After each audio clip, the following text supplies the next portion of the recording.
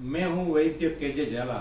आयुर्वेदा अमृतम में आपका हार्दिक स्वागत है। आज हम जानेंगे कि व्रत तथा उपवास क्यों रखा जाता है।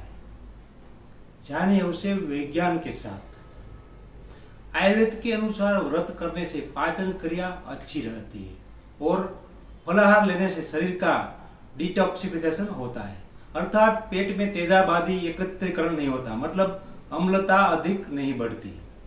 शरीर में से खराब तत्व बाहर निकल जाते हैं।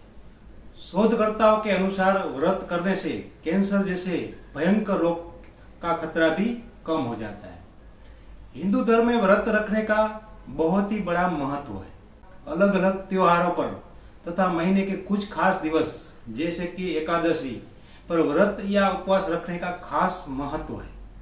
लोग खास तौर पर महिलाएं अपनी अपनी श्रद्धा और आस्था के अनुसार अलग अलग देवी देवताओं को मानते हैं और उनकी पूजा करते हैं, और फिर सप्ताह में एक दिन या खास मौकों या त्योहारों पर अपने देवी देवताओं के लिए व्रत रखते हैं, जिसमें वे पूरे दिन बगैर अन्न खाए सिर्फ फल खाकर ही रहते हैं। धर्म और मान्यता के अनुसार व्रत रखने से देवी देवता प्रसन्न होते हैं तथा कष्ट और परेशानियों को दूर करते हैं, मनोकामनाओं को पूर्ण करते हैं। लेकिन क्या आपको पता है व्रत या उपवास रखने के पीछे क्या वैज्ञानिक कारण है? जो हमारे बुजुर्ग काफी सालों से यह व्रत का पालन करते आ रहे हैं, तो उसका वैज्ञानिक तर्क क्या है? धर्म और मान्यता के साथ साथ सप्ताह में एक दिन व्रत रखना वैज्ञानिक दृष्टि से भी फायदेमंद है। आयुर्वेद के अनुसार व्रत रखने से और दिन भर में सिर्फ फल खाने से पाचन क्रिया को आराम मिलता है, जिससे पाचन तंत्र यानी कि डाइजेस्ट सिस्टम ठीक रहता है और शरीर में हानिकारक तथा जहरीले तत्व बाहर निकल जाते हैं, जिससे शरीर तथा स्वास्थ्य ठीक रहता है। एक शोध के अनुसार सप्ताह में एक दिन व्रत रखने से कैंसर, मधुमेह तथा हृदय संबंधी बीमारियों का खतरा बहुत ही कम हो जाता है। हर दिन ऊटपटांग खाने से पाचन तंत्र खराब हो सकता है।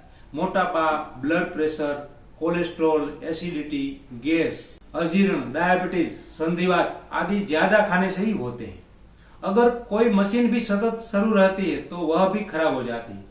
फिर तो यह हमारा मानव शरीर है, इसे भी आराम की आवश्यकता होती है। इसीलिए आयुर्वेद धर्म ग्रंथों तथा साधु संतों ने उपवास को धर्म के साथ जोड़ दिया है, जिससे लोगों को अपने शरीर को आराम देने का एक अवसर मिल सके। इसलिए कुछ लोग हफ्ते में शनिवार हनुमान जी के नाम पर उपवास रखते हैं, या फिर किसी और दिन कोई और भगवान के नाम पर उपवास रखते हैं, या फिर महीने में एक दिन जैसे कि एकादशी को या फिर पूनम को एक दिन उपवास रख लेते हैं। और साल में कुछ बड़े त्योहारों में जैसे कि होली, करवा चौथ, जन्माष्टमी, रामनवमी, महाशिवरात्रि, नवरात्रा के मौकों पर लोगों को उपवास रखने की सलाह दी जाती है। बाकी सभी धर्मों में लोगों की सुखाकारी के लिए उपवास के महत्व को समझाया गया है।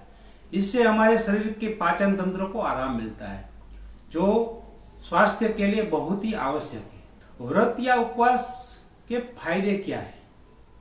क्योंकि उपवास से बहुत सारी बीमारी अपने आप बिना दवाई के ही नियंत्रण में आ जाती है, जैसे कि मोटापा, blood pressure, high cholesterol, acidity, तोंद बाहर निकलना, हृदय संबंधी समस्या, साथ में मन को शांति का अनुभव होता है, मानसिक कार्य में भी कमी आती है, सात्विक भाव में वृद्धि होती है, पाचन तंत्र ठीक से काम करने लगता है।